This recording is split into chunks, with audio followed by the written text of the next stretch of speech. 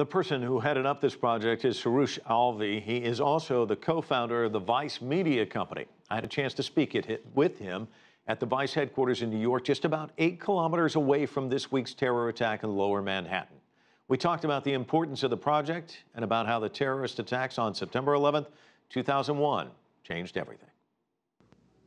You know, after 9/11, things definitely changed here, and you know, it was just around the corner that I was on that rooftop when the attacks happened, and you know, I felt, you know, as a Muslim in the States, it wasn't necessarily a great time to even be a moderate Muslim in the States. There was just a profiling and resentment and whatnot, and but I thought that the way these groups hijacked the religion was like the most disconcerting thing for me. I think the people I was working with on this, the producers and the editors, they all really wanted me to lean into that more and get into the personal side more, and I was more hesitant to do that. I was like, I don't want to, you know, just be saying I'm a Muslim and this is what this series is all about. And honestly, it's a tough one for me to answer. You know, how does my own personal faith and my upbringing play into my desire to want to tell this story? I think there is some kind of connection there. And you know, I was raised in a conservative Muslim household, and as you said, I drifted away from it for many years, and I came back to it when I was 25, and embraced it on a very personal level. You know, my own interpretation of what it is and practicing it in my own way. And it's important to me. It's humorous though, because you one of the things I loved in your piece in Yemen is that, you know, you show yourself and you say, you know, I can get by, but look at my guy. You got a Canadian and a Scottish guy. Yeah. And, pretty tough for them to go undercover. Somalia and Nigeria, not so much, but still, they're brown dude with a beard is like have an easier time in some of these places than yourself.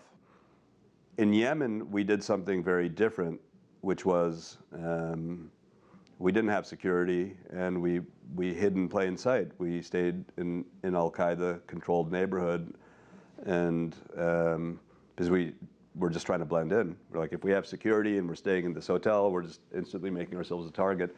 And that's the first time I've done it like that. And so that was, and it worked really well. It was terrifying, but it worked in the end.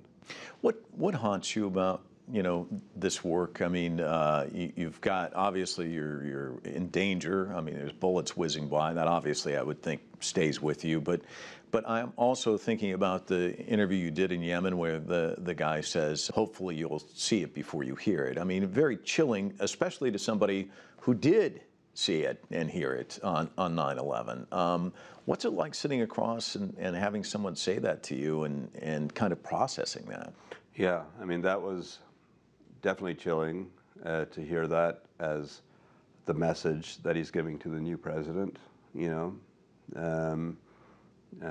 It's a thinly veiled threat, and it's basically saying, like, stay on guard because our goal is to attack the West. So we're not done.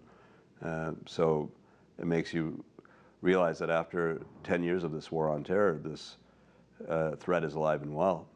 And that's extremely disconcerting, or it's getting worse. Let's move.